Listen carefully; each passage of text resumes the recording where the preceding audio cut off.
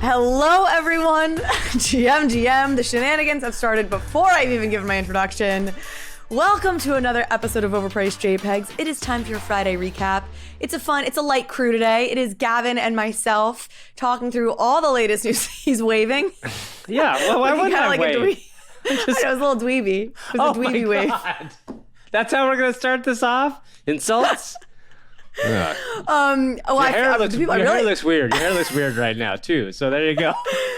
Okay, well, the people I really feel bad for are the listeners who don't get to see my ugly ass hair or my your terrible dweeby wave. Exactly.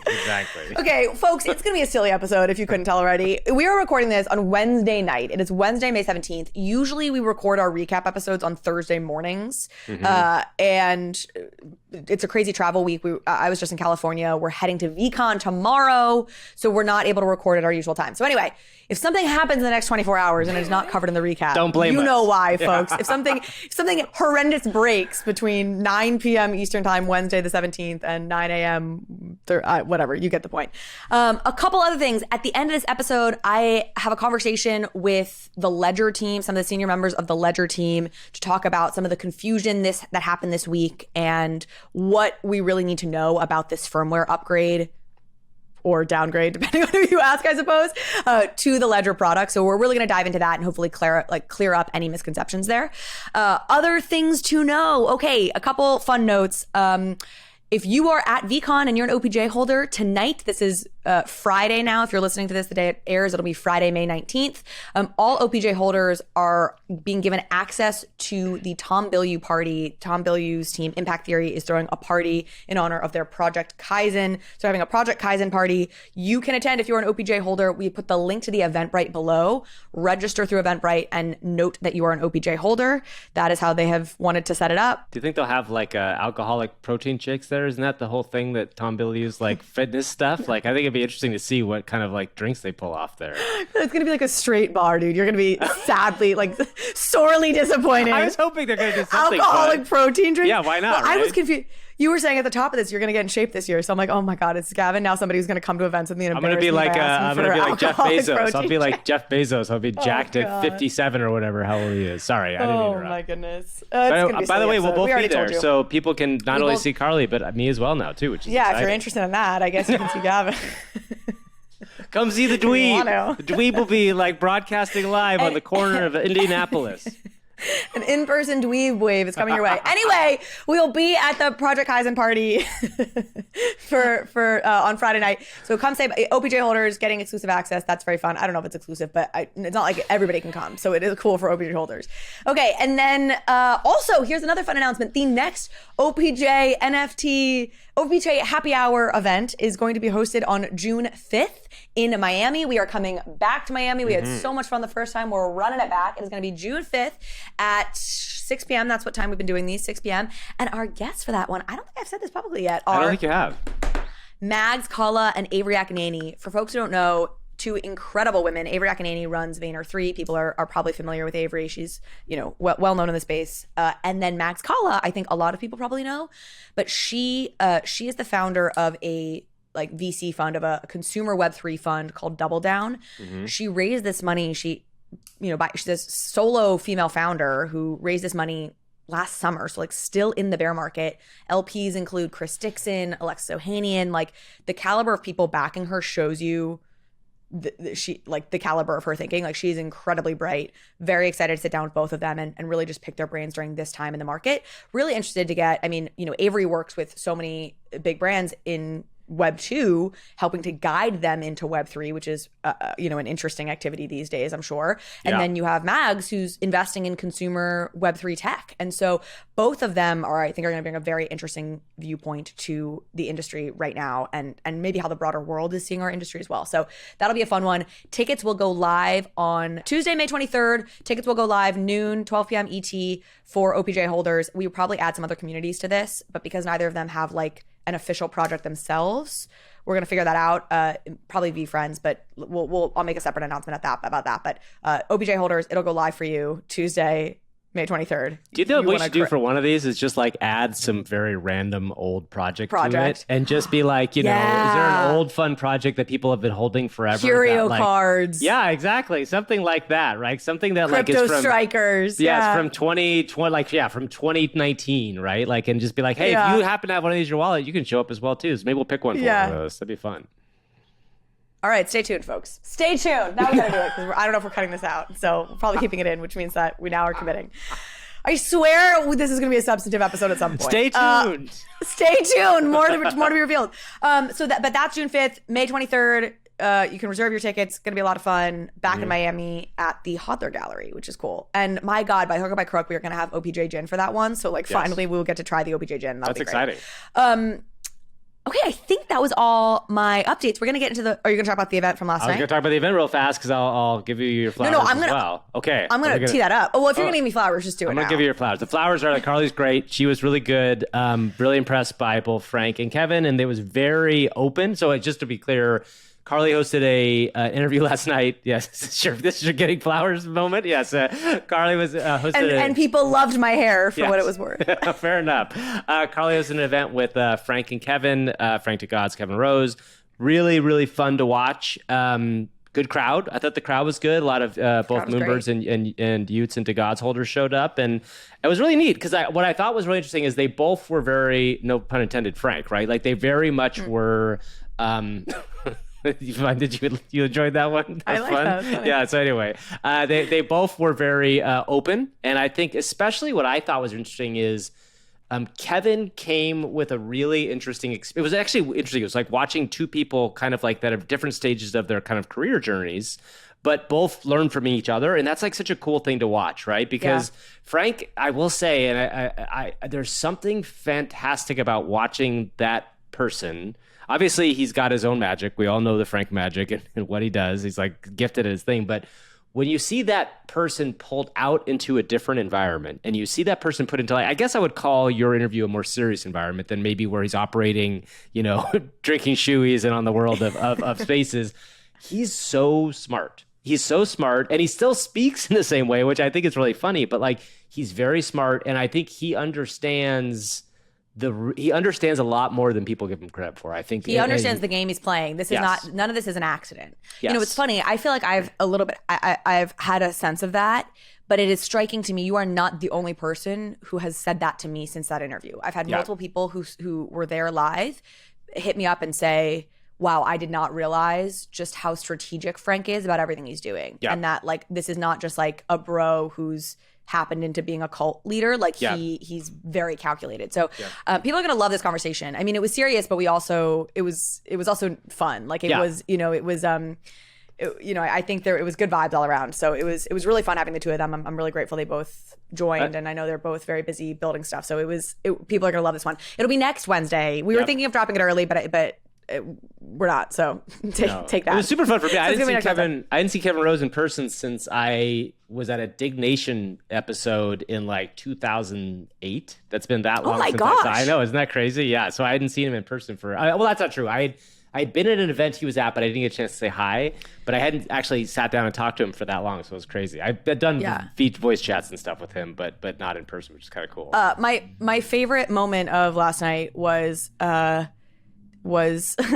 Frank describing saying he just raw dogs GPT-4 or whatever that freaking line was. Yeah, chat GPT-4. Yeah. Nah, man, I'm just raw dogging GPT-4 in that very just like Frank bro way where you're like, what is happening? Yeah. It was fun. It was a good one. That's a little teaser for you. Y'all know I think one of the most powerful use cases for NFTs are loyalty programs, which is why I'm so excited about our latest partner, GALXE. That's GALXE.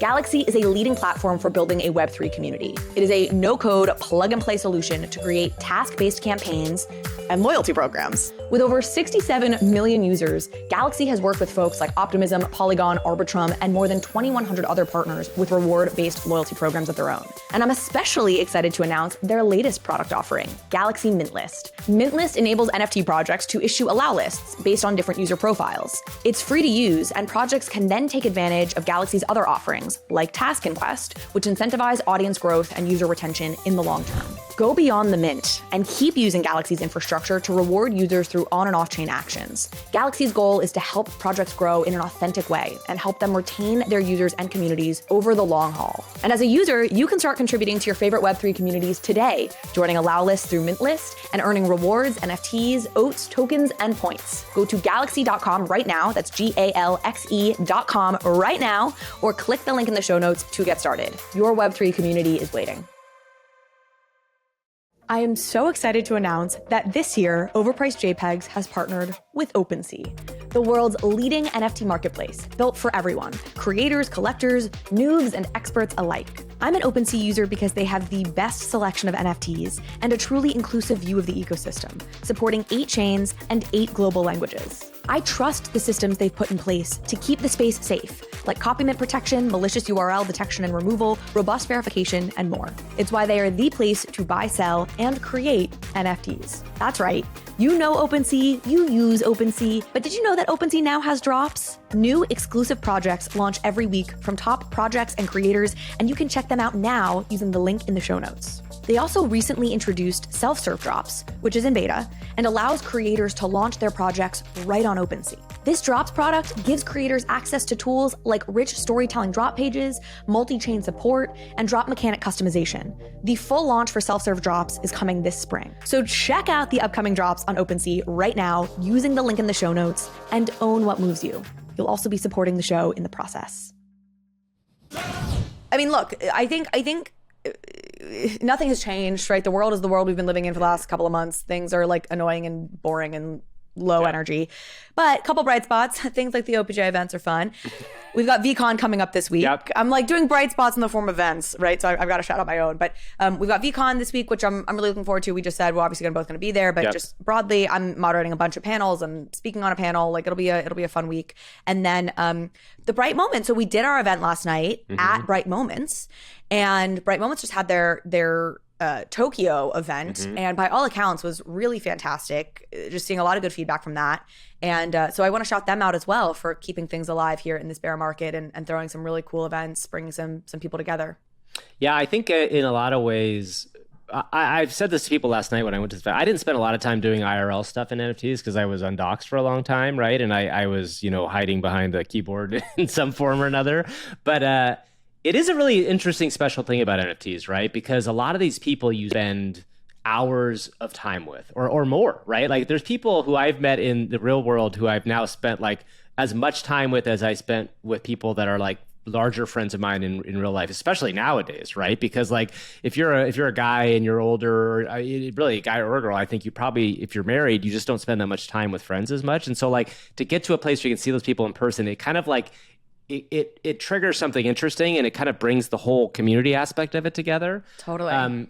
I hope that this can still grow out of this because it is a really rewarding part of the whole thing, the live event thing. So I'm excited about VCon too. I think it'll be fun.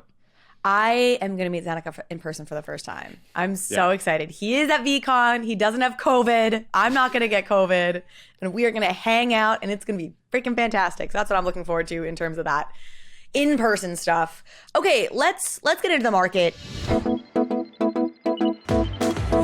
Like we said, obviously things just boring. I think, volumes hit a new low, but I think pop back a little bit, but like, it doesn't even matter. It's like, what are we talking about? These volumes are so, you know what I mean though? Like it's so negligible. Like who fucking cares? Like, it doesn't even matter. Wow, 10 more people bought NFTs today than yesterday and volume pumped 10%. Like there's a few things to keep in mind that are interesting right now. Okay. One is Captainz, I think, is really interesting. 100%. Yep. 100%. It's doing very well. I think that there have been, we talked about MAYC and there's still some movement there, but like, I think I get the feeling. Now, again, we've talked about this again a bunch of times, is that we really don't know what the bottom looks like or anything in sort of way. And there does need to be some sort of catalyst that kind of brings us into it. But like, it does still feel like we're like on the edge of something interesting in this space, right? Yeah. Like that maybe there's a version of this that can cut. I don't feel good. I mean, I'm in the same place you are. Like I'm in this world as a trader where used to go to Blur like every 15 or somewhere to look at nerds or one of these places to see what's selling. Like I go there once every hour now at max. You know what I mean? Whereas before I would go once every. Well, this is a different. I'm in a different. maybe less. Once every 2 hours. I mean, it's in my tabs. I just like to see what's happening in the market. So that's all. Yeah. No, I get it. But that is funny. That was I thought you were gonna be like once a day, once an hour. It's like, well, how did you get anything done before? But I get it. Exactly. You didn't get anything done before. Yeah, no, it's fine. This is what you did. It's a different world, right? I could open up my doors. Yeah, you have a job now, man. Yeah, exactly, come on, exactly, you're not just a full-time degen. Yeah. No, and look, when I said earlier, like, what does it even matter? I was in that moment speaking specifically about like tracking volume. Like, you know what I mean? Yeah. Like, I'm being like, volume's down, but then I think it was like slightly up, but it's like, what? Like, it's so stupid to even, I feel like, this is when you have to just like dig deep and care about a particular project or care about some sort of meta or care about the underlying tech or find something other than the volume to care about, because the swings are not enough to like, bring comfort. Honestly, this is the boring phase. I was gonna say, this is the boring phase, and I kind of think this is the key again to stick through the boring phase, because when the boring phase gets really boring, you want to just walk away, because like you're like, it's not interesting anymore, right? Like, that's the tricky thing. And when I say not interesting, I mean like it's on twofold. One is on the trading side, if you're doing that, like there's just not enough movement to do anything or new projects. But on the other side, you're just not seeing a lot of new projects. So like if there's nothing really to get you excited, which is why Captainz, I think, is really interesting in some form. Yeah. So we're saying don't leave, guys, please. Don't leave us. We'll be around for a while. Keep listening to the show. We'll be here twice a week, every week. No, let's talk about Captainz. I think, I mean, God, we talk about it every, I think, well, maybe not every week. This is the second week in a row, I guess, we're talking about Captainz. It's impressive. The thing that really has stuck out to me is the buyers right now in general. When there are buyers, they are typically Blur airdrop farmers. Yes. And so we've talked about this. You and I have sort of thought about this a little bit in terms of like, that's why prices have been spiraled downwards, because the people who have been buying in have been people who are not actually long-term holders. They're just these, and Captainz has broken that trend, which is you have people buying into Captainz right now who do not, by any normal like look, seem to be people who are trying to flip or airdrop farm. Somebody, I'm getting this, I think, from NFT stats. Somebody posted in the Captainz Discord and was looking to buy 50 Captainz at 8 ETH.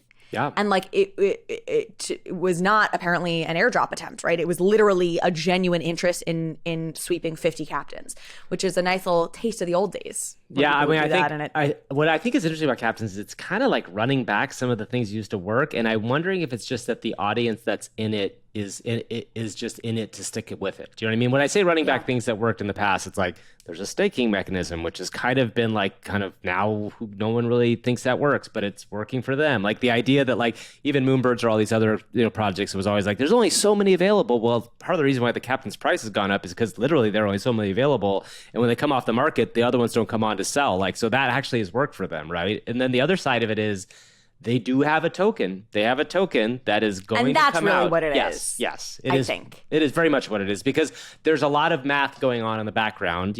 Friends of mine have been doing like their math, and based on like, there's some rough tokenomics that were released. I don't have them off the top of my head, but some rough tokenomics are released. And like, this is a significant, airdrop for if you own a Captainz. So that's something of value for sure. I am realizing as we're talking through this, they're not airdrop farming Blur, but they are airdrop farming. Like, these people are still just trying to get themselves an ERC20 at the end of the day. Yes. We have theorized a lot of different reasons for why Captainz has continued to do well. I think you've got Ray Chan, who's obviously a very intelligent and interesting founder. You've got the Asia angle, which I think is interesting both from a regulatory standpoint and then also from a multiple markets standpoint. And we can hypothesize about all that, but like at the end of the day, it's the token, right? Like we know what's driving the market right now. It's tokens in general. And I think the promise of getting meme by staking your Captainz is driving things. And I think also like they just introduced raids. Like there's all these things that like, by the way, raids is like something that's like, I know. It's like EtherOrcs or all these things or Axie, like all this stuff back in the day. It's all the same stuff. They're just running it back with a founder that's smart. They're running it back with a community that seems to believe in them. And they're running it back with the promise of the token that I think the idea is at this point, they've been doing it well enough, long enough. The thing I keep thinking about Captainz that's so funny is that, and I will say I own a Captain, and I bought one thinking I owned potatoes in the very beginning, which is like the beginning free thing. And then I got them cheap and sold them for a little bit more. But I bought a Captain thinking that I was going to like, oh, I bet these will be worth a lot fast. And maybe I'll do a quick flip on it. Like, cause I wasn't that bought in it on at the time. And I bought it and it went down quite a ways. Right. And I was like, oh no, what am I going to do? But then I started to learn more about Ray and about the project. And I was like, I'll stick with it. And I went from like, I think I bought it at 6 and it went down to 3. And then now it's back at 8+. Right. And like, the interesting thing about it is I think they're a slow burn. It's a weird project.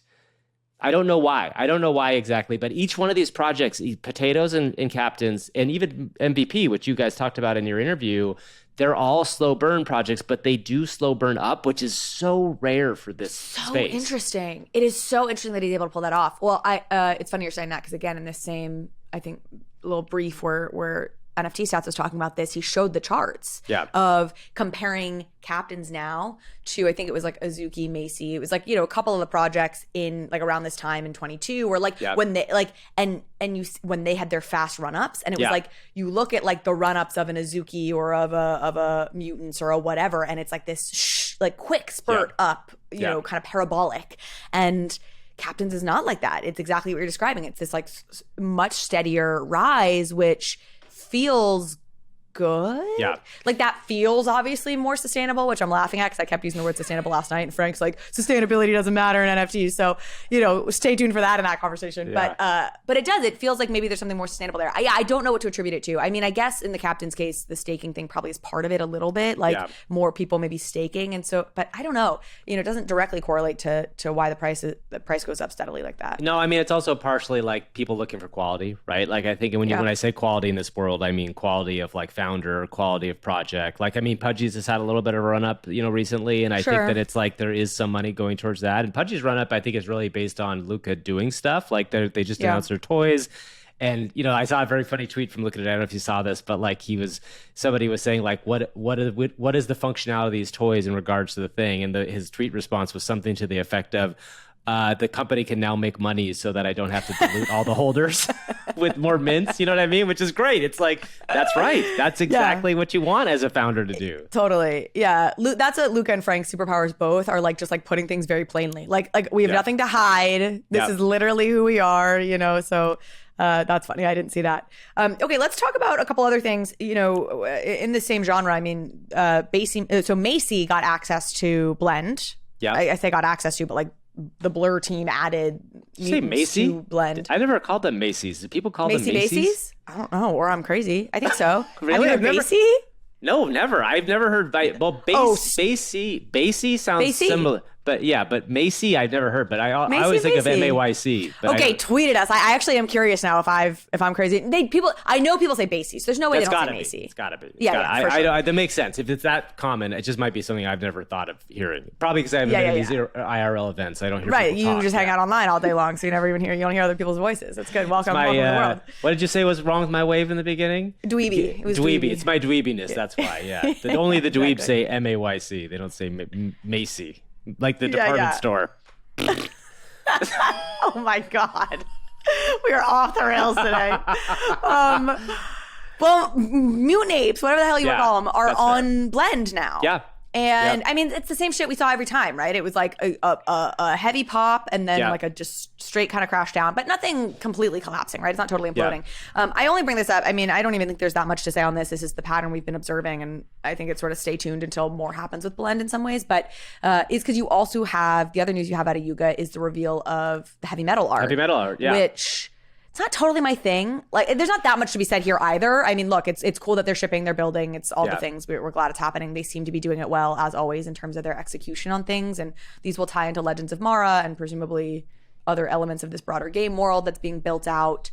What did you think of the art? I thought the art was interesting. I mean, I'm a robot fan. I grew up and love robots in general, and I thought it's fine. The thing I keep coming back to with Yuga is like, I need now a pamphlet or more to understand what's going on with them, right? Totally. And maybe that it's not that I've never owned a Yuga. I may have owned the other side, so I've paid attention to the other side, but I don't really dive that deep into the Yuga assets. But I almost trying to understand with the heavy metal things, okay, they're in that game Legends of Mara, right? Which is I don't know yet what the schedule for that is or when it comes out, or I know it's a 2D, some sort of 2D casual game, I think, right? We learned a little bit about it. Yes, and they've released some rules, but it's very hard to like absorb rules in a vacuum. You know what I mean? Like being told rules of a game without before any you know what the ability game to is. gameplay is like very strange. So I think even people with Yuga assets are sort of similarly a little bit waiting, you know, like but I'm with you. I mean, it is so hard to track, but this is the truth of a lot of projects at this point who are like trying to do things. Like it's hard to track everything going on. I would like to know what from a casual game standpoint for Yuga, like this, they're never going to release this, but I would be so curious to know, because I think we've talked about the idea of a casual game versus the AAA game. The AAA game is like the other side and how long that takes and how much money it costs. But the casual games you can kind of spit out like a little faster, like, you know, 6 months to a year, you can get a really good one out depending on what it is. I would love to know like when the concept of that game came up and like what it looked like to go like from like who came up with that and when did it actually get executed? Because like Daniel, I'm sure, is now like inundated. We talked about this too, right? He just started trying to get up to speed on anything, but like the time to market for that stuff is interesting because part of me thinks, this is a bridge game, right? It's a bridge game to get them through another section of this thing. And obviously they talked last fall, I think, about all the stuff that was going to happen this winter with the butthole key and all that stuff. Trial of Dewey the Monkey. Yeah, sorry. It's called the butthole key. That's what I refer to it as now. Because that's the only thing I remember. It's our colloquial shorthand. They would be thrilled by that, by the way. They would love to know that it is called the butthole key. The butthole key. But anyway, so it's one of those things where like, I get what they're doing. I just don't fully feel like it's part of a through line that it makes sense unless you're 100% in on it. And I would love to know, like, it's only, I mean, they're not cheap, but there's like an ETH for each of those. Like, I might buy one if I thought the game was cool. And it just, I don't know anything enough about the game. I guess I have to go and seek it out, but it doesn't feel like it's that world well, yet. You know, lucky for us, we have a podcast, and we could totally get some expert to That's come true. We on probably the show could. Maybe we and can do tell that. us something about this instead of sitting here like idiots. Fair enough. Keys up our bumhole, not knowing what we're talking about. Yeah, I guess we just got the title. Anyways, that's the title. Yeah, that's good. This is turning into a very different kind of show now. In the bear market, we're just resorting to anything that'll work. You know, that's right. Exactly. That's like a SEO, bad SEO. Yeah, we're gonna get a very weird new kind of OPJ listener. Exactly. I'm with you. I think it's tricky. Look, what was striking to me about what Danielle said in our conversation was, I guess, twofold. I asked him point blank, like, "Hey, is Other Side intended to be a AAA game, or is it intended to be a platform upon which a bunch of casual games are built?" And his answer was yes. Yeah. So like, I think the honest answer is they're like sort of, they probably don't even, I guess they must know, I guess, but they're clearly in development on a bunch of different stuff.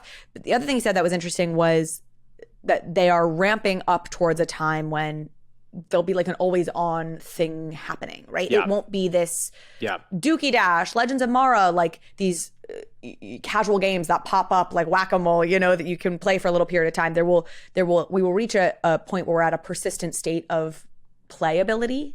Yeah. And so I really think that I'm kind of waiting for that, and then I think things will maybe feel make a little more bit more sense cohesive a little bit in some ways. Yeah. Makes sense. Okay, last little bit of news here before we get into some of our bigger stories, including Ben.eth, the Ben saga.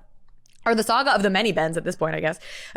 Nike Air Force Ones are having their pre-sale on Monday. I think the full sale goes on sale Wednesday. I'm only flagging this. So first of all, these are these like wearable NFT whatever sneakers. They're 1982. They're like $20 is whatever. Is that the year they came out? Is that why they're? I'm assuming so. Air Force Ones are classics. They're good shoes. Yeah. So it feels like this really interesting, mainstream consumer moment, which isn't to say that we'll have a bunch of mainstream consumers in on this, but that's what I kind of want to look for. Is I'm curious to see how this sale goes in terms of, what do they sell? Like, I just want to track this as an interesting example of a business that is clearly trying to play to a mainstream crowd, not just a Web3 crowd, making a foray into that. Well, it's interesting. A couple things about this. One, I have two teenage daughters, and they have about 3 pairs of Air Force Ones each that have been like worn down in different ways. Like, it is a giant shoe for especially teen girls, but I think for teenagers in general, it's like a really big shoe. So that's interesting. maybe, I don't know, I'll tell them about it. Maybe they'll be like, oh, that's cool. The other thing I think this kind of points to a little bit is what you and I were talking about when we wrote the newsletter yesterday, which I still think is interesting. Now, this is a theory of ours, and I think that really is not proven out yet. But if you haven't been paying attention to kind of broader news of what we used to refer to as the metaverse, the formerly, whatever, it's like the former entity known as the metaverse, as it's ghosted everybody in a lot of ways. But the biggest tech news of the last, other than AI and ChatGPT, is that Apple is going to be releasing a AR VR headset, or at least they're going to be announcing it in about 3 weeks from now, right, at WWDC. Is it confirmed that they're announcing it, or it's just heavily rumored? I mean, it's one of those things with Apple that there's so much news about it that it says they're going to do it, that when it gets to that level, it's pretty much confirmed, even if they're not officially saying it. But it's the first step into what I think could be a version of the metaverse that is actually interesting, right? And when I say that, I mean putting on an Oculus, which I have over here and I haven't pulled out for 3 months or more maybe, and being in this virtual environment, fun, but it's really annoying and kind of hassle. If Apple makes something, first of all, way more people immediately are interested because it's Apple. They all have an iPhone in their pocket. They know what a transformative device the iPhone was. For those of us who were like, smartphone and then iPhone, it's like a night and day difference over time. But Apple's doing a thing really smartly, which is AR kind of first. They're going to be AR and VR, but AR meaning that like you see the real world in front of you, but stuff is out there. I think an interesting use case of NFTs, and it hasn't been proven out yet, but it is coming, is the idea that wearables, when, real wearables like digital sneakers or a hat or something like that, that essentially I can say like other people, when they look at my hat, instead of having a Momofuku thing here on it, it might have, a cool cat or something like that. Like that is a real use case of those things once they get ubiquitous enough. Now we are a ways away from that, but like Nike and Apple have always partnered very closely. So maybe there is something with this drop too, that there's some sort of interesting space around that. Yeah. Yeah. You're getting at two things. You're one saying Apple is very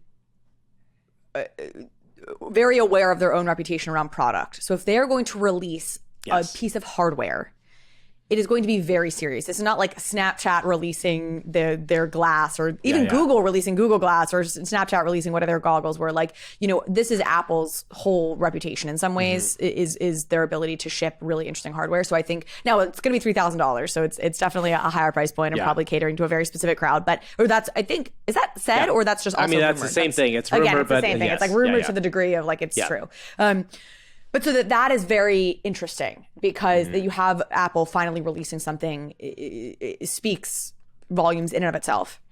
And then this idea that NFTs and wearable and like headset devices go hand in hand, which I very much agree with. You're coming at it from the wearable perspective of like, if we're all walking around with these glasses and like, I, Carly, might want to have my like sick wearable shoes visible, so like imprinted on like a those shoes are it was so cool. My sick sneakers, my sick virtual sneakers, whatever. You get the point. I'm like, I feel like more of a skeptic than you are. I think this will happen. I agree. But it might be far away. It feels so far away. Yeah. I mean, look, I'm talking to Tom Bilyeu I'm interviewing him on Friday, and he was the one who first really introduced the concept to me of like, picture this future world where you're walking around with your AR glasses and you see a little, because I have an impact theory NFT, you see some footsteps leading you down a different path and I make a right, and suddenly now I get to be a part of some activation in this AR reality. Like that to me is a no-brainer where I can't totally tie together the story of NFTs and the story of AI as crisply as I can clearly tie together the story of AR and the story of NFTs. Those two, if AR becomes big, to me, NFTs are an absolute no-brainer, perfect fit for a world with AR. So I'm excited about it for that standpoint as well. You mentioned we did write a piece yesterday kind of teasing at some of this and looking at just taking a bit of a look at a history of Adidas and what they've done in the space, because they've got some stuff coming out right now as well. But it is something we're going to explore further. We have some people in mind to talk to really dive into this question of like, what does an AR NFT combo future look like? Because I think it's an interesting question. Okay, so much that was going to be like one of our quick hits, and of course we ended up totally having thoughts to say about it, because of course we did. Let me introduce you to a brand new company that I could not be more excited about, Web3 Sense. a Web3 analytics platform that combines on-chain data with social media insights to give you the deepest, most meaningful intelligence into any NFT community. I have tested other analytics platforms out there, but Web3 Sense has the most comprehensive capabilities I've seen in the NFT ecosystem. They apply sophisticated data science to wallet histories to determine behavioral patterns and help shape predictive analytics. In other words, they can tell you which Twitter accounts are actually the influencers in your space. And they can tell you what resonates most within a community by looking at what other communities' token holders are involved in. The number of use cases here is virtually unlimited. So whether you're a trader, creator, institution, brand, agency, I promise Web3 Sense has data that you want to see with the deep and actionable insights that you need to build, analyze, grow, start, whatever you want to do within the NFT space and in terms of building a business and a community. Now, they are still in very early days, so they're eager to connect with the community. So if you're interested in learning more about what Web3 Sense can do for you and your business, and you should be, go and fill out the very short form linked to in the show notes, and someone from their team will reach out with more information and an opportunity for a product demo. Trust me, you won't regret it. Okay, let's talk about, I don't even want to call this our main story tonight, but a story tonight.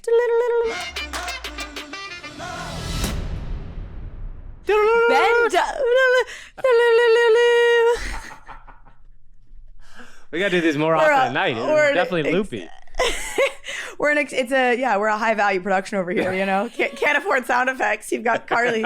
I've got like royalty free theme song and some mouth acoustics here. Yeah, exactly. Okay, Ben.eth. I'm gonna just start rolling into this. This is the fucking most ridiculous. I mean, it's the most crypto shit of all time. It really is. That's the crazy thing. It's the most crypto thing in the world, right? I have two fun questions to ask you that are like fun little Quizlet questions that I'm gonna ask you in a minute. But I'm gonna give people the background story here. Their Quizlet thing is going to be connected to the fact that this is the most crypto stuff of all time. So, okay, if anybody missed the story, this guy Ben.eth, I guess that's he's got that handle or whatever. Handle, yeah. And he was like an NFT influencer, but like not really, like just super low level. Like really, I think he had 30,000 followers, right? But he was not like a big player, particularly in that world. Ben, I think you were a big player. I think you were a giant player. Just to be clear, I want to be separated here. You're a Ben kidding. stan. I don't actually know. I didn't know that much about him, so you don't think he was that big of a guy. That's my point. Like, I'm not saying that to honestly be even derisive or dismissive of him. Like, I'm just saying, like, I really don't think he wasn't DC investor, right? Like, or Loopify or like one of those guys. Or Coco or anybody like that, right? Yeah, exactly. Yeah. So, and then I guess like all people who like really crave influencer status, but like don't have it. It was like, how do I lowest common denominator myself there? Because like eventually that'll work. And so he basically just transforms into a full shitcoin shill account where when the Pepe stuff starts picking up, it is just full blown, all caps, all the time. Pepe to the moon, Shiba's next, sell your Doge, put it in Pepe. Like just everything stereotypical.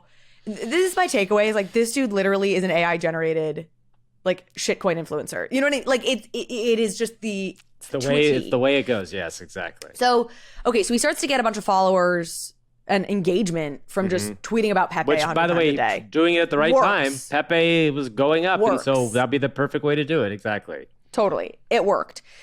He then launches Ben Coin essentially. So Ben is the ticker symbol because his name is Ben or his.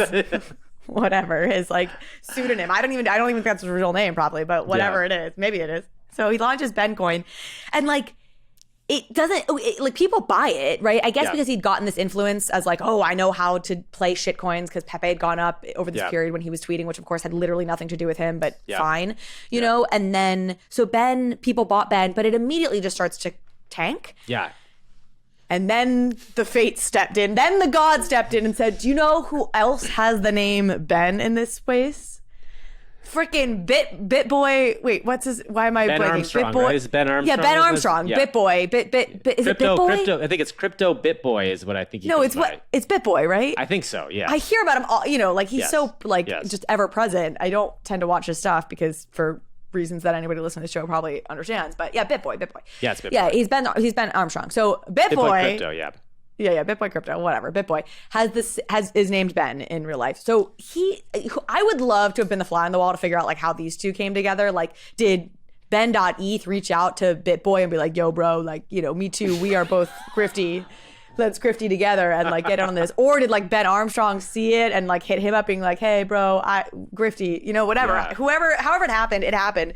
So of course, BitBoy starts tweeting about this. Had you looked BitBoy? So one of my quiz questions for you is, how many followers do you think BitBoy has? Oh, he has a lot. I followed BitBoy for a long time. I don't know. BitBoy, on Twitter? On Twitter. I would say 500,000.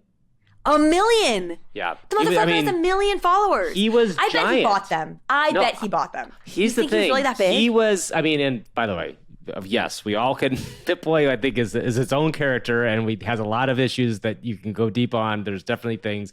But that guy was like early on, like crypto YouTuber when that was like really hot, like in terms of, and he was like the same way that we talked about people know the game, like he was doing the thing, he was following the coins. And I'm not saying he was making good content, but the content for the right time, the right stuff, and he got a lot of people following him. I just thought he was like, I was with you, 500,000. There's a big difference between 500,000 followers and 1 million followers in this industry. True. Yeah. There really is. Like if you think about the biggest NFT influencers, and this is the thing, BitBoy was playing in like broader crypto, which has a higher TAM. So there is a bigger audience there to be sure. But like in general, like 300,000 followers, 400,000 followers. You're starting to tap out at like the biggest influencers in this industry. Yeah. So when I saw that he was at 1 million, like double those people, I was really stunned by that. Anyway, that's neither here nor there, but it is here because the point is that BitBoy got his hands on Did I get it right? Ben. Did I lose or win? I don't know. 500,000 versus 1 million? Well, but what did you think I was going to say? You did know it was a lot. Okay, that's fair. Right. I would have said like 300,000. If you had asked me the question, I would have said 300,000. Okay, interesting. So, but I was clearly off. But again, so I give 50%. 50%. Sure, yeah. Okay. You get a B. Yeah. Okay, right in the middle. Great. By the way, B is not in the middle. B is still positive. C is in the middle. Okay, but nobody really gives out D's and F's. Says the tryhard who did very well in school, if you couldn't tell. All right, sorry, keep going. Okay, so B for BitBoy and Ben. So anyways, point being, and it's just gotten weirder from there. I want to get to the PSYOP piece because this is honestly what fascinates me even more. But for what it's worth, so BitBoy gets involved, of course, then the Ben token starts pumping because BitBoy's involved. Really hard. It went up high, yes. Yes. So now Ben.eth can, of course, claim as if he's done something correct here now twice in his own opinion, right? Pepe he called and now Ben. And of course, none of these things really had to do with him, unless I guess maybe he got Ben Armstrong involved somehow, in which case, congratulations, I guess I'm doing good biz dev. But like, again, you don't have some skill with shitcoins here. And then... who else has a name Carly out there that's very rich and famous that we can loop into this business? Simon, iCarly. iCarly, that's pretty good. I don't think either of them are getting into shitcoins. Ben Armstrong now is buying out the whole project. It's like, every tentacle of this has grifty tentacles because BitBoy Ben had said, I'm not going to sell for 6 months. He was like, he bought all his Ben tokens. He's like, I'm also a Ben. It's the Ben DAO. There's 3 Bens now involved, whatever the fuck. And then he was like, I'm not selling for 6 months, but I'm not going to like legally lock them up to show all the people who are doubters and haters of me, just to screw with them. I'm not going to lock up this coin, but I'm not going to sell for 6 months. Promptly 3 days later sells. Yeah. But he sells because he's apparently buying out the whole collection. So he's buying all of Ben token for allegedly 1,000 ETH and $250,000 in stable coins. Good for Ben.eth, I guess, on that side, right? Ben.eth is making out like a freaking bandit on that one, for sure. BitBoy's buying this thing. I mean, look, BitBoy's got the kind of following where he probably can continue to pump it up and make it worth more, and who the hell knows what. I don't understand the legalities of any of these things. I was getting into this with somebody the other... Nor does the SEC, well, I was going to say, nor does the FTC. We'll talk about PSYOP, because I think this also leads into the legality question, because, like, my question for Ben is... BitBoy Ben. And I think this is, by the way, if anybody out there is an expert on this, I would love to talk to you. Find me on Twitter or find Carly on Twitter, because I actually want to know what the if a coin is launched like this and you go and you say like, okay, I'm now going to associate myself with it and I'm going to own it. Do you like, is there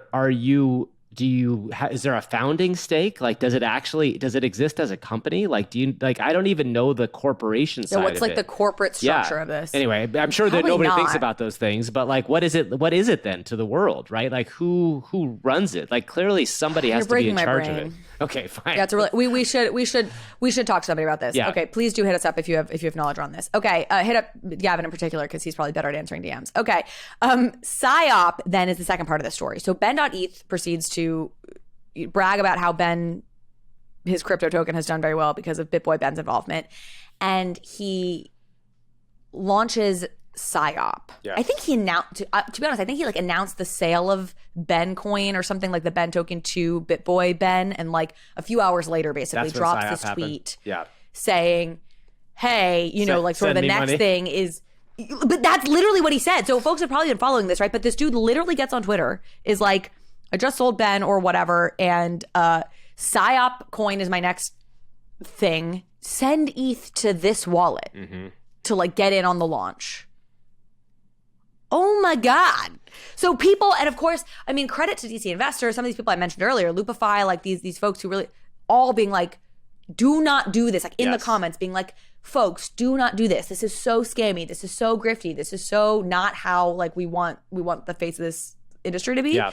$6.9 million. 6.9. He raises $6.9 million in 72 hours. Nate Alex has a great tweet about this when he looked at the numbers on some of the who sent the most money. So this was from 2 days ago.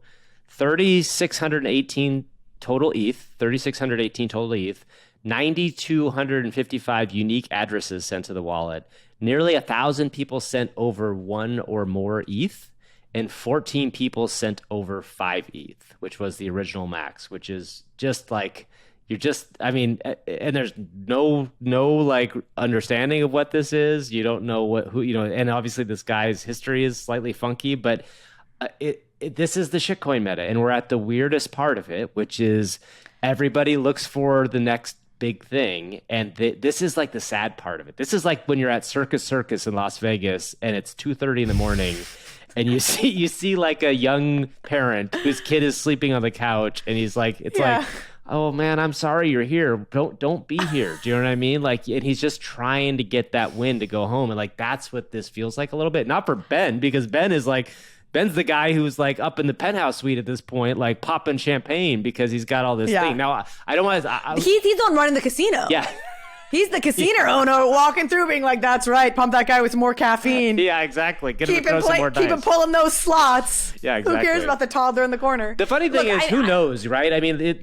right. Yes. I mean, I'm not saying who knows. I do think this is a dumb idea in general to do this sort of thing, because I think it's a total... But like, the way this world works... I would not be surprised to see, at least in the beginning, do well, you know? Look, if he delivers a token, which you got to imagine he does, like, we're all consenting adults here, right? Like, if people want to send him their money and he wants, there's a lot of claims being made about, like, he's going to jail, which we were kind of trying to parse through this a little bit. Obviously, if he doesn't deliver a token, it's like, okay, you've now stolen $6.9 million. Yeah, exactly. And that's like it's a very clear-cut case.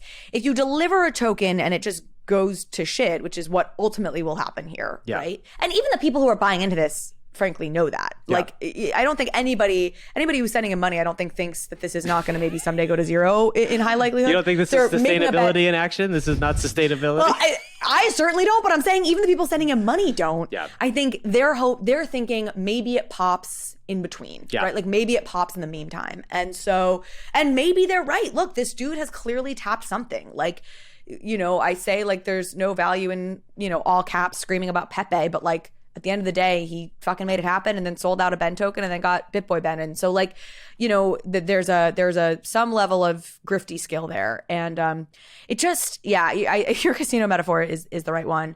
The other thing is he then proceeded to buy a Milady. Yeah. Our favorite. Yeah. Really fits into this picture beautifully. If you didn't listen to last week's recap episode, you'll know what I mean by that.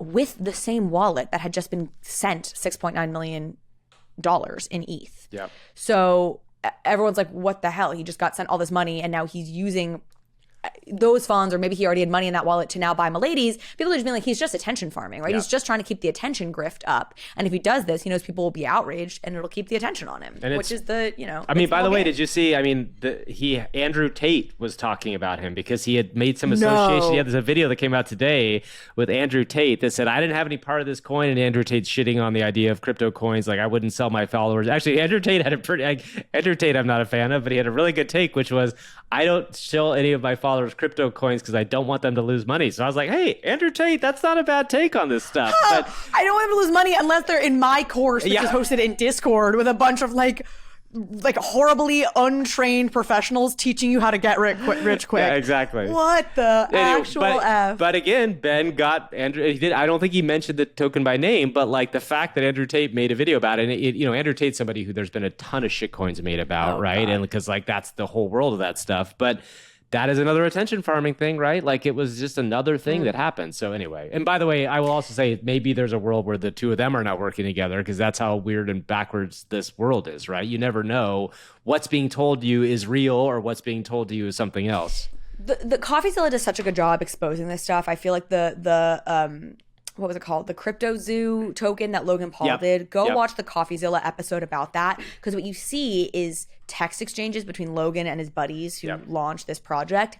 And you just see what the inner workings look like on this stuff, which is all so individuals trying to get rich and not caring about who gets hurt along the way from a perspective, which, look, I understand the perspective of, again, we're all adults here. If you want to send me your money and the thing goes to zero, like you entered into that willingly, right? But it's certainly not the way that I want to make my money. No.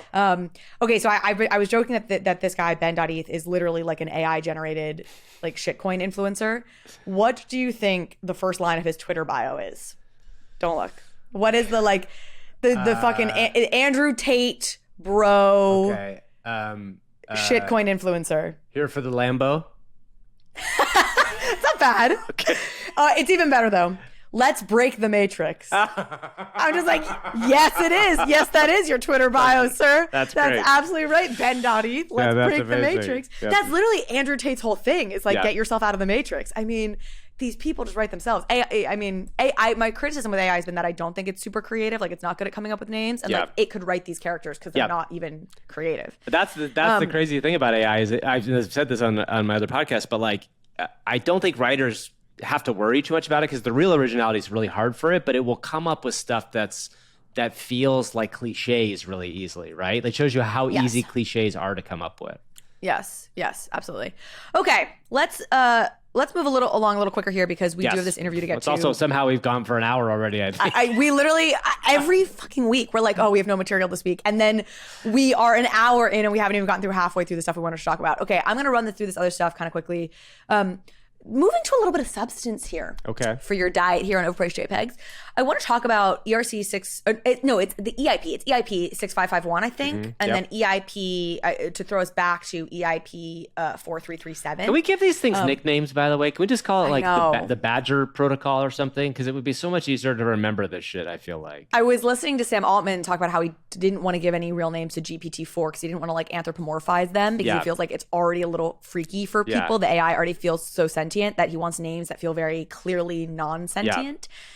But then in this case, it doesn't matter. So like, can we please give them better names? I can't remember all these numbers. Okay, whatever. The point being, EIP 6551 is a slightly more recent, it's the more recent one. Right. And it went live May 7th, early May. So really recently. It's like, it's live. We all know the concept of soul-bound tokens. And the idea there is a token that is attached to your wallet and cannot leave your wallet. This is basically token-bound wallets. So it's invert what I just described. It's a wallet that is connected to an NFT. And so I'm going to immediately start giving examples because I think it's easier to wrap your head around with examples. A gaming avatar that collects wearables on its journey in the game. And those wearables now go to a wallet connected to that NFT. Okay. So instead of having a wallet where like your main avatar is right here on the left and then next to it are like 3 wearables and they're all in this like superseding wallet. Right. That avatar is the superseding wallet and under it and within it, call it, if you're trying to visualize this, you have the sneakers that it's won and the sword that it collected and whatever, which is interesting. I'm sure there's a lot of creative applications for this, but like what immediately comes to mind is like sale of the whole bundle. Like you could sell your character and everything that's collected in like one go. I love that. That's great. Really, really interesting, right? I think I had a couple other examples here. Yeah, trading like full accounts. It's like a role-playing game. You have your little sack that you stick all your apples and your things in, and you can just hand over your sack with your character. That's great. I love it.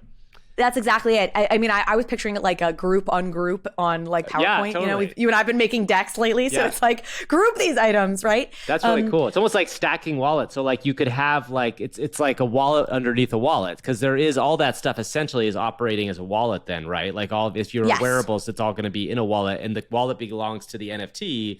Again, you could personify it as a character, or it's just the NFT. So that's a really interesting Correct. idea. I like that a lot. It's really cool, and what people have been saying is like this is the next stage in NFTs as your identity, because this way where the NFT is sort of front and center, and it has its own containers in which you keep things, as opposed to like, you know, ENS domains is one form of it, right? And that's one way to do it. But then this is kind of a next layer to it. This feels to me like one of those things that has implications that I can't even come up with yet. Yeah. Sort of like AI or any of these new technologies where you're like, this feels interesting.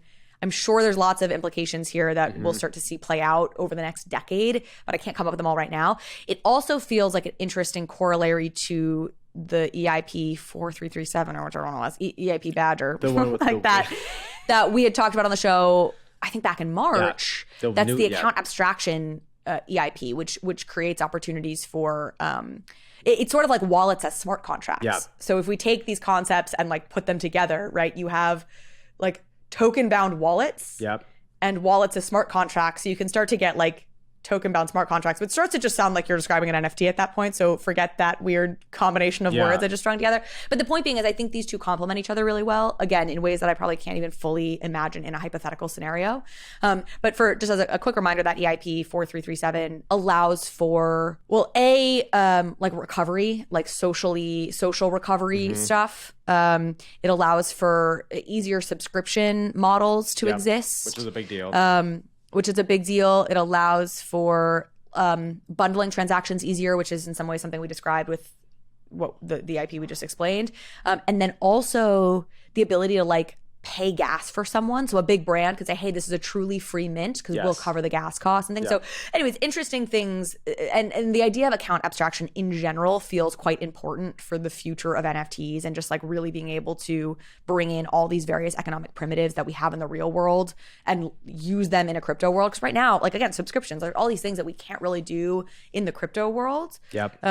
That we're going to need to if this thing is ever going to be really big. So anyways, putting these two together, the EIP 4337 and 6551, I think is you start to have, I'm sure people will come up with some creative ways to play with Trying these to think things. of like what multi-level marketing schemes you could do with the stackable NFTs. you have the main NFT, and then underneath it you have two other NFTs, and underneath that you have four other NFTs, and like it all trickles down. See, that's it. All goes back to the Ponzi mechanic.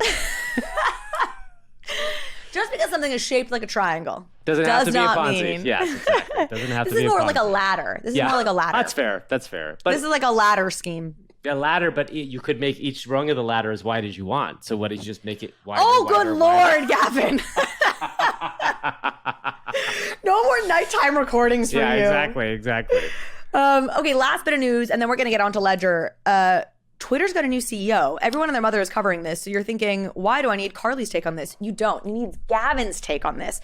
Why? Because Linda Yaccarino, who has been named as the new CEO of Twitter, you know her personally. I do. I worked with reasonably Linda. well. I worked with Linda for a while when I was at Jimmy Fallon's show, and I actually like Linda a lot. And it's funny, like I'm not salespeople in the world of television are often of a type, and I don't mean that in a bad way. It's just like, if you land in the sales world, salespeople are of a type in some ways, and they're kind of hard charging. A lot of times they don't really understand a lot of the stuff around here. Linda's very smart, very hard charging, but also like really good at what she does. And I think that I said this in a tweet, but like I was thinking like, if anybody can like come in and try to fix what's going on there, I think she has a shot at it.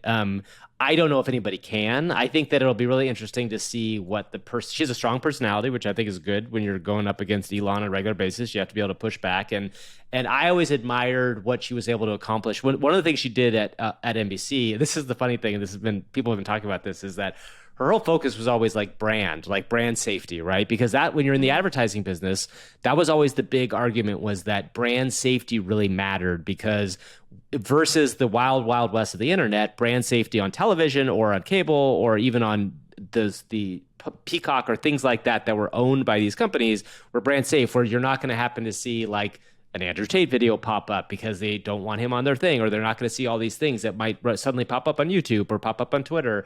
So she's going from a place where that was her whole message of selling, right? Her whole message was brand safety. And now I'm really curious to see like what the new Twitter message is, because it really can't be brand safety because Elon's already put his chips into the planted free his speech. flag on the free speech bucket. Yes. Yeah. And I really believe that those two things, believe what you will about free speech and how the transition goes. I'm a really big believer that like unfettered social networks are a pretty dangerous place in general, because to be fair, I do think that's been misconstrued. Like, Elon did not say it was going to be unfettered, right? Sure, like, Elon's point around free speech was to have a bipartisan council, and where we are on that and if it's going to work and all that, I think can be questioned. But I do think there was a little bit of this, like, manipulating his free speech thing to mean complete laissez-faire. And I think what he has actually said previously was like, again, bipartisan council that's determining things so it doesn't feel like it's favoring one political party over another. Totally fair. With that being said, I think you're right. I don't think she can come in with brand safety as the message at Twitter. Yeah, exactly. Whatever the nuances of that may be. Well, it's interesting. And just to give context, I mean, people probably picked up on it. For anybody who doesn't know, Linda managed ad sales basically across all the NBC, did ad buying for NBC Universal. NBC, and Universal, which is a massive project and property. Everything I've seen has been I think it was like a $13 billion business. So when you think about the size of that as an ad business, like I would bet that that's bigger than Twitter's ad business right now, right? Do you know what I mean? Absolutely. Yeah, and so Twitter's ad business is like hundreds of millions at this point, right? I don't know. Is it? I don't know the answer to that. Is it that small? I think it's tiny. Well, because people are saying that the true value of the true value of Twitter is probably what, like 8 billion 20 right now. Yeah, or is it that low? No, is it not gone yet. that? I don't know. I listen to Pivot and they hate Elon, so I don't like fully take their word. But like, yeah, exactly. Yeah, I mean, I think it's down real bad. So let's put it this way: 13 billion is absolutely more than the ad business, or than Twitter's ad business. By the way, it's interesting just to connect this back to the world of NFTs in some ways. Is like, it is an interesting thing to see like a semi big company that kind of feels slightly broken, right? And then to have a strong leader come in, it'll be interesting just to watch it. People who follow this sort of stuff happens in NFTs all the time. Can it be quote unquote fixed is a big question always, right? Because like if she can turn that around, I think she will be writing one of the greatest like modern business people stories, not just business women stories, but one of the most modern business people stories ever. But the risk is very high because I think most people think it's going to be impossible. I think that's where most people are. Well, but that's why the risk is actually kind of low for her, right? Like she's put herself in a great position, which is if she succeeds, it's everything you just described. If she fails, well, she had an impossible task and Elon's crazy. That's interesting. She's actually in a really good spot that feels like you can spin it as sort of a win-win for her.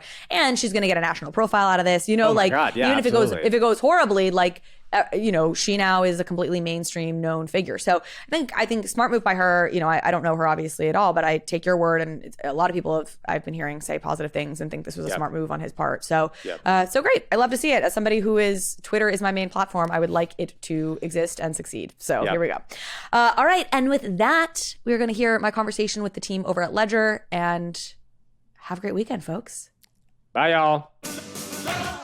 Ian Rogers, Chief Experience Officer at Ledger. Welcome back to Overpriced JPEGs. Thank you so much for having us and giving me a chance to respond to the questions people have. Of course. Thank you so much for being here and wanting to come on OPJ to do this. So, okay, let's talk about the latest news. You all released a firmware update. I believe it's 2.2.1, not that matters. And it was the Recover update, which provides a mechanism for seed phrase recovery. And it's drummed up a fair bit of controversy. We're going to talk about people's concerns. I want to get your reactions to them.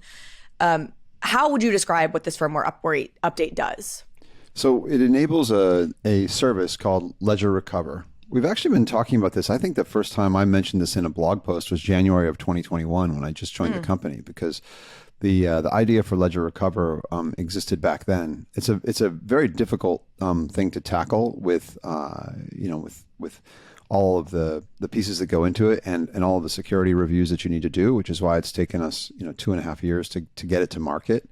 And it was mentioned in a Wired article 2 weeks ago. So the reason it got on people's radar this week, and it got on in the wrong way, and this was 1,000% our mistake, is that it went out in a release note and people didn't know what that meant. But what Ledger Recover is a way to back up and recover your seed phrase. It also comes with $50,000 of coverage, which kind of tells you a little bit about who the product is for. The fact is that 90+% of people in our market have less than $50,000 in value in their wallet, and seed phrase management is a concern for them. They really do run the risk of losing their seed phrase or putting it in the wrong place. We know, all of us want the space to grow. So, we need to make things easier for people to come. Mm-hmm. I always say there's two main problems, in the usability of the world of crypto and NFTs. One is onboarding, setting someone up. I always say, the best way to start is to start collecting on Tezos, but that is a steep hill to climb, right? Just getting somebody some Tezos in their wallet, a wallet connected to object.com or Versum or FX Hash or whatever, it's a really steep hill to climb. So for sure, onboarding is just a key challenge in every application in crypto. The most basic, which is, holding your own Bitcoin, and maybe something more complex, like coming into the world of NFTs and specifically say Tezos NFTs, to give that example. And the second is connectivity, and the connectivity challenge we're trying to get to via Ledger Extension, but Ledger Recover is another piece to ease the onboarding, right? Because, we've made the onboarding as easy as we can with the Nano. It's really a lot better with the stacks because we've got this screen. But if when you get your seed phrase, your recovery phrase, if that doesn't concern you and you aren't thinking hard about it and it doesn't freak you out a little bit, you probably don't understand it, right? I think a lot of people are like, oh, I'll write these words down. Maybe I'll put them in, notes or whatever, which is a terrible idea. Or maybe I'll email them to myself, which is a terrible idea. Or, it's really something that you do need to think about, worry about. So it is a stressful part of onboarding. And so what we wanted to do was to create a service for people, especially newcomers, where they can back up and store their recovery phrase, give them a nominal amount of coverage, so $50,000, and allow them to recover it should they lose it. So I'm definitely somebody who's on board with the seed phrase process is not going to be for everyone. And when I was first getting into crypto, that was my first concern for how does this go mainstream when you've got these 24 words and you can't lose them and you're writing them on a piece of paper and you're hiding them in your house and that whole thing feels crazy and clearly something that's prohibitive. Let's talk about how you're doing this, which is, I think, where some of the frustrations or concerns really come into play. Or confusion. There's 3 shards and it's getting split between Ledger and CoinCover and a third party. And those shards it's like your encrypted seed phrase, essentially. You'll describe this better, but that's my high level overview of my understanding of how this seed phrase recovery works is you're giving your seed phrase something. Yeah, so that is why it took us 2.5 years from kind of the first time I put this in a blog post to when we got it to market, because the question is, how to do it in the best way, the most secure way, and with which partners, right? So the solution that we landed on, I've actually, and it's important to note that this service is 100% optional, right? So if you don't want to opt into the service, don't, and there are no new threat models introduced to you. And we should talk about the confusion around that, because I think part of the problem is people feel like there's a new threat model even if they don't opt in, but that's because of kind of a misunderstanding around how hardware wallets work that we can cover. But the way that the service works, should you choose to opt into it, and by the way, it's $10 a month, so I don't think everyone's going to opt into it. So you pay $10 a month and get $50,000 in coverage. And what happens is your private key is encrypted, sharded, given to 3 different custodians. So none of those 3 have the ability to to recreate your wallet. No one has, not Ledger, not anyone else has the ability to recreate your wallet. I think that's also a confusion, because when people say Ledger, do they mean Ledger's servers or do they mean Ledger the device, right? So we don't have the ability. We have a third of your seed And we're giving the other two pieces to CoinCover. And this is why we if you notice, you think about some of the drama from last year, and it was because people white labeled a product. They said, oh, well, we're offering you yield. And they didn't say that behind the scenes, it was actually some other company that was offering you yield. And if that company went out of business, then you were screwed. That's why if you look at the Ledger Recover page, you'll see that CoinCover has basically the same billing as Ledger. Same font size, if you will, because we know it's important for consumers to know, who are they trusting. It's also why the $50,000 of coverage isn't a footnote. It's part of the product that you need to understand. Okay, which wallet would I want to put this on? Which wallet might this make sense for? So you definitely need to know who are you trusting and with what. And CoinCover, the way to think about this is you have the leaders in security, Ledger. And then you have the leaders in custody in this way, CoinCover, and they've come together to create this product that allows people, if they want to, optionally, to back up and recover their seed phrase. And so that's the way it works. Now, the other thing that's in the middle here, and this is definitely something that you should think about as you're choosing this product or not, is the way that you recover is by identifying yourself as an individual. So it requires, not actually a KYC process, because, KYC is actually a bit of a different process, but it's similar where, you share a government government document like a passport, and that's how you're identified. And then if you need to retrieve, you have to prove that you are that person. And we have a couple of levels of security there. Like the retrieving is much more difficult than backing up, of course. And then, like I said, if there is something wrong, if there is a mistake, or your seed is given to the wrong, or your recovery is given to the wrong person, et cetera, then you are, there is that $50,000 of coverage, but only $50,000 of coverage. Just like if you put money in a bank account, which is insured by the FDIC, it's insured up to $250, not to however much is in the account. Although depends on, I guess, the bank and what happens, obviously, looking at the SPD stuff. Exactly. Okay, so talk me through the specific UX here. Like if I'm a user who wants to opt into this, how does that process work? When I give that seed phrase for it to be encrypted and then sharded, where am I putting it in? So I guess maybe this is a good moment to kind of pause on the wallet security side for a moment. The way that wallets work is, and really Charles Guillemet who's our CTO, is much better at describing this than me. So I want to point out to your audience, I'm here because I'm an NFT collector. I do have a degree in computer science, but it's from 1994, and I spent most of my career in Web 2.0. I am not a go check out our past interview with Ian Rogers on Overpriced JPEGs to learn more. I'm not a cryptography nor a security expert, so I'm going to do my best at explaining it the way that the great security experts at Ledger have explained it to me. But you're effectively, your wallet is a signing device, right? So the way that so you have an operating system on the device. That's the firmware. And anytime that accesses your private key to sign, because that's what it has to do to sign, it asks your permission. That's why you approve on a Ledger device with so many activities. It's also why there's nothing new here, right? You can take that. The question is, what do you do with that private key when you get to it? Do you sign with it, like we do when we send, or we confirm a transaction on OpenSea, or et cetera? Or in this case, it's then being sharded, into these way, shared to these partners, and then can be reconstructed. Just like if you open a ledger right now, you can take your recovery phrase, your 24 words, type it in, and it will recreate your private keys for all the chains that you're on. So that's what's actually happening.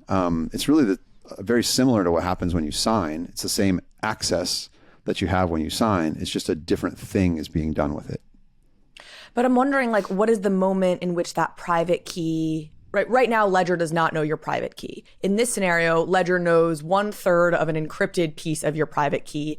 How does that occur? Okay, this is the key thing. The Ledger firmware does have access to the private key, right? And if it didn't, it couldn't sign transactions.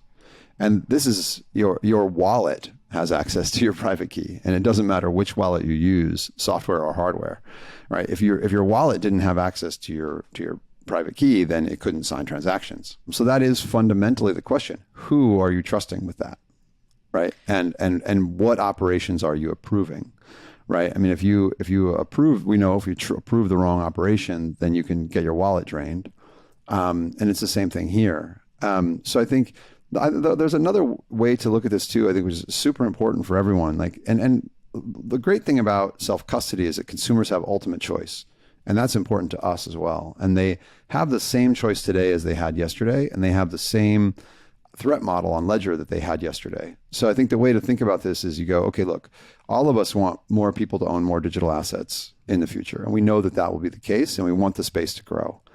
The question is, like, how do you want them to hold them? Do you want them to be custodial, like Coinbase.com and Binance.com, or do you want them to be non-custodial, like Ledger, Coinbase Wallet, et cetera? Well, you want them to be you want them to be non-custodial. When you want self-custody, okay, I think we generally agree on that. Now, do you want them to be in software wallets or hardware wallets? Well, you want them to be more secure. Hardware wallets are without question more secure, so you want hardware wallets. Now, as a consumer, you need to look at the trade-offs that you want in a hardware wallet. Ledger is still the most secure hardware wallet, and the actual threat attack hasn't changed between this firmware update and the last firmware update. Now, you do have, you look at it, you go, okay, there are hardware wallets which are 100% open source, but don't have a secure element. Or with Ledger, the choice you're making is to say, I'm going to choose a wallet that is 99% open source, but uses a closed source secure element developed by Secure Micro Electronics, which has been hardening this for 30 years. Or you could buy a hardware wallet which is made in China, or you could buy, so you have exactly the same choices. And the important thing is that Ledger doesn't have any more access, to your private key today than it did yesterday. And I think that's the thing that really surprised people. I still feel like I don't understand in my brain how I understand this idea. You spelled that out well, of like the private key already, your Ledger hardware, firmware, whatever, already has access to that private key. That's how it's signing transactions with your private key. But moving it from there to encrypted and 3 shards among 3 different parties is where my brain is short circuiting. Okay. And I don't know if there's a layman's way to explain how that happens, or a UX, again, even like a UX way to explain how that's happening. If I opt into this, what are the things I'm going to see or do? Well, I think one way to see it is maybe one way to look at it then is if you, when you sign something, let's say you want to send me some Ethereum, you're signing that transaction. And then the Ledger, and then that transaction is getting kind of bundled up on the device. Along, again, Charles will do a much better job explaining the tech, but let's not explain the tech. Let's say that the transaction is getting bundled. Explain it for the layperson, yeah. So when you sign the transaction, it is accessing your private key to sign that transaction, and that is really what you're protecting. Without that private key, no one can sign a transaction, which is why you want to protect it. And it's why you use Ledger to protect it, because Ledger has a secure element. And there's really 3 things that make you want to do this on a Ledger as opposed to something else. Ledger has a secure element. The computation happens in the secure element, so the private key doesn't leave the secure element when the computation happens. And it has a secure screen, so you can trust what it is you're signing. So now it gets bundled up into a transaction, and that transaction gets broadcast onto the Ethereum network, right? Because it doesn't matter. It's exactly the same if you're sending me $5 in Ethereum or $5 million in Ethereum, right? Like, we know that, we understand that. And what that is a signature by a wallet with your private key. So in the case of Recover, you're just doing this other thing with your private key. You're saying, the Ledger operating system won't give access to your private key without your permission. That's the way that it's built. You give that permission, and then what it does with that private key is encrypts it, shards it, and broadcasts it to those 3 partners. So it's actually very much... Yes. Yeah, that's happening within that Ledger device, essentially, and then one of those shards goes exactly to the Ledger servers. Well, it goes through that Ledger Live then. So, the way that actually happens, like, let's say you're using, MetaMask or Ledger Live to do that Ethereum transaction. That transaction is bundled up. It then gets given to the wallet. The wallet broadcasts the transaction onto the network, say the Ethereum network. And it's the same thing here, that, you get this sharding that gets, pushed into Ledger Live, which, by the way, is open source software. And then that gets pushed out, to the partners, and the backup happens. Okay. I understand that better now. So let's talk. We've now started to get at this in the answers you've just given, but I feel like the big three criticisms that I've heard are or concerns. And I think this first one, I'm sufficiently convinced from the reading I've done that this is not true. And you've been saying this now, but the first concern or confusion was that there's now extra attack vectors being introduced as a result of this. Yeah. Say just a few words on that, I suppose. So the one thing to say is, again, it's an optional service, right? So if you opt into the service, there could be an additional attack vector, right? If you opt into the service, you choose the service, your twin brother comes along and recovers your seed phrase, that is an additional attack vector. So you're saying there's an additional attack vector in the moment of proving who you are. If you opt into the service, you have a different level of, you have a different, attack surface, right? And that's also why we offer 50,000 in coverage. It's why it's taken us 2.5 years to release or get this product to release. It's why we've done, already 2 external security audits, and we're working on our 3rd right now. That's exactly that. Yes, exactly. So I do think it's important for people to understand, because you're always making that trade-off, right? You've got your seed phrase somewhere. Okay, so your recovery phrase, let's say. So, where is it? How good is your operational security? You're never without an attack service. The question is, just really thinking about it and choosing wisely, where you would like it to be. And our feeling is that, again, with 90% of the audience having less than $50,000 of value, that this is a great product for them, because it creates ease of use, peace of mind, and coverage that is greater than the amount of money that they have. Now, if you don't opt into the service, it's identical. It's exactly like nothing yesterday. Has changed. Yeah, nothing has changed.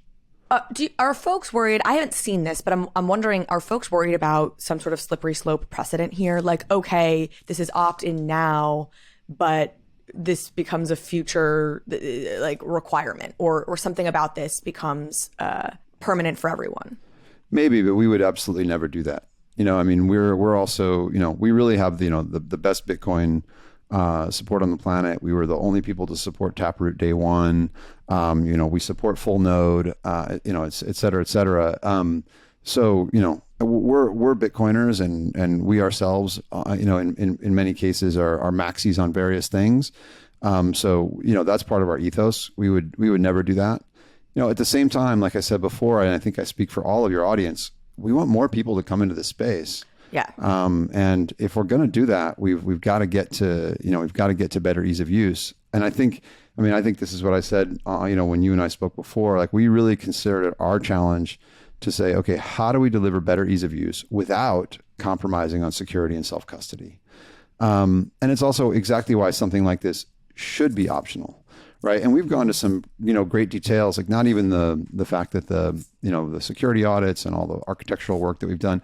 We really believe that anything that can be hacked will be hacked. Right. Like that's factual and kind of the security expert belief. So you have to make it secure by design. It's actually the only way to be secure.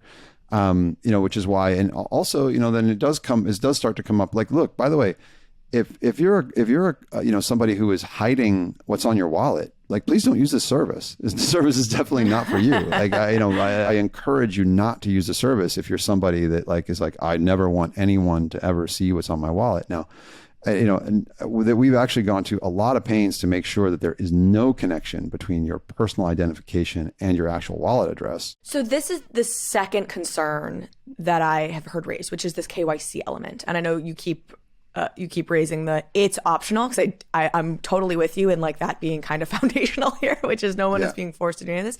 You said it's not like truly KYC, but it feels very similar, right? Because it is identification, it is giving your passport. And so people are saying, oh, what could go wrong? Now linking our private key to our passport, you know.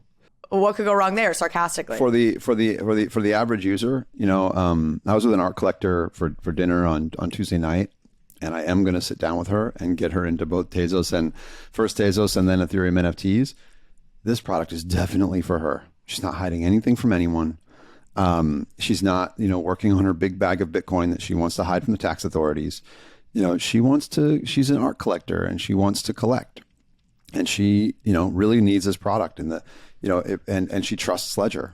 I think, that's the reality. And by the way, you can dox yourself in all kinds of ways today, right? I mean, you send money from your Coinbase account to your, Ledger wallet.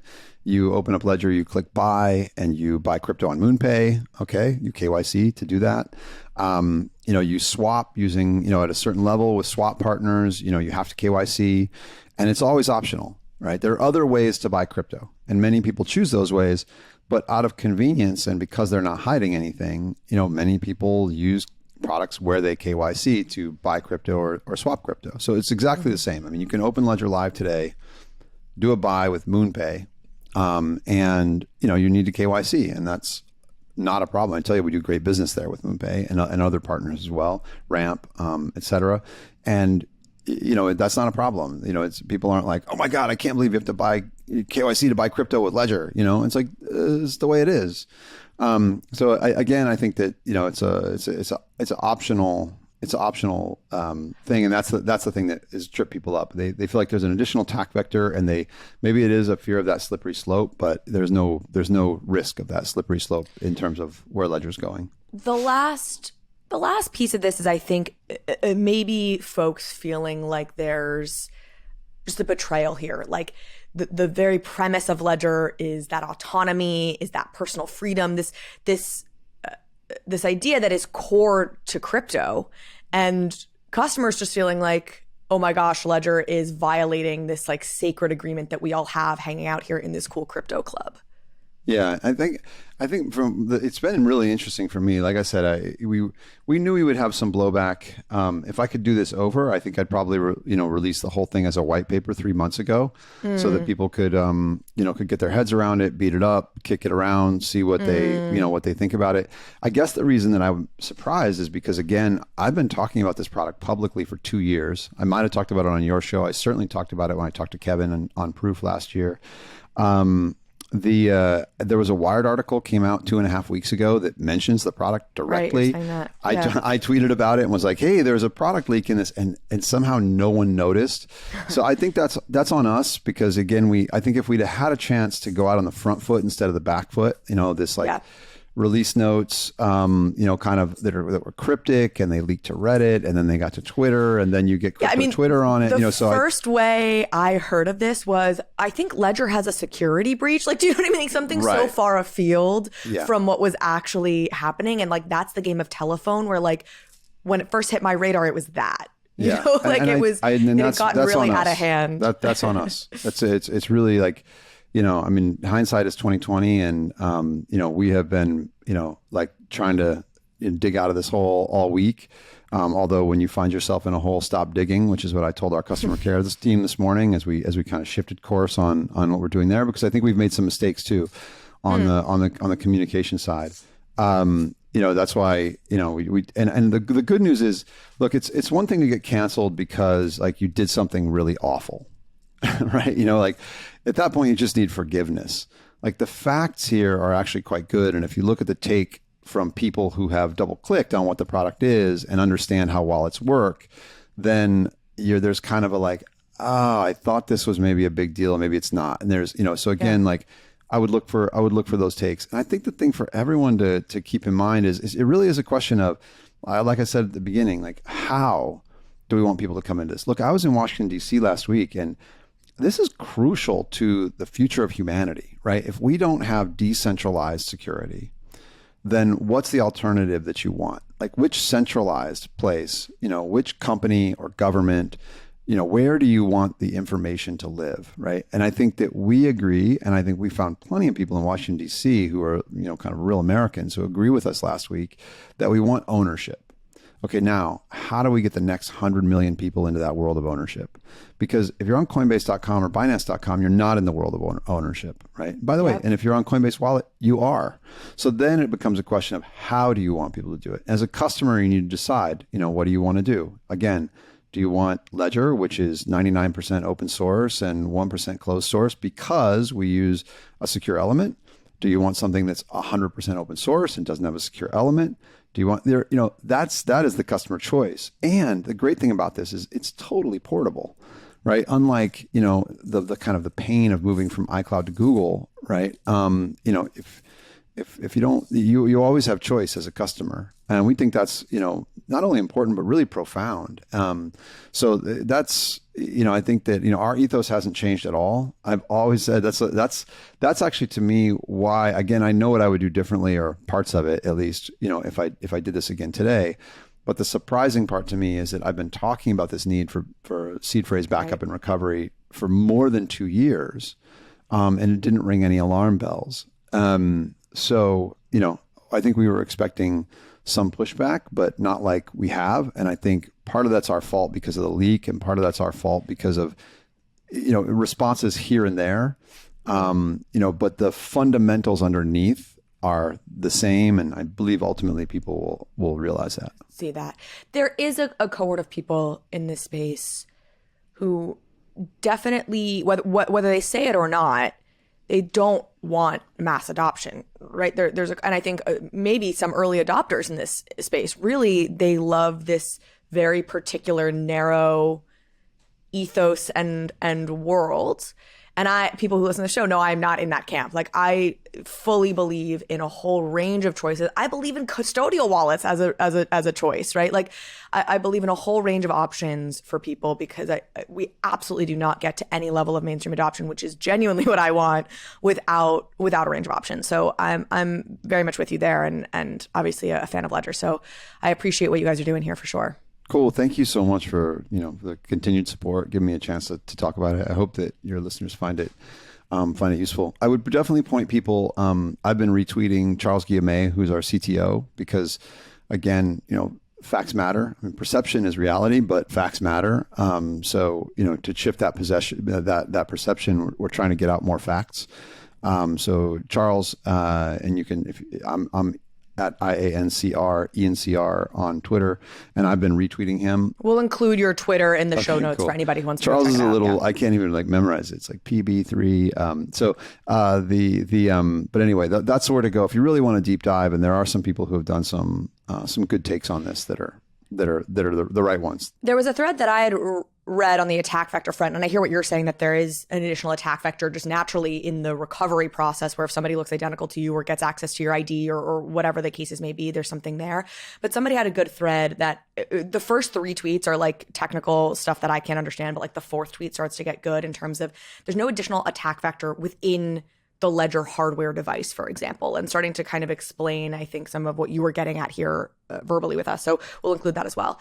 Well, Ian, thank you so much. I really appreciate it. And we'll absolutely have you back on again. Thanks again. Super appreciate it.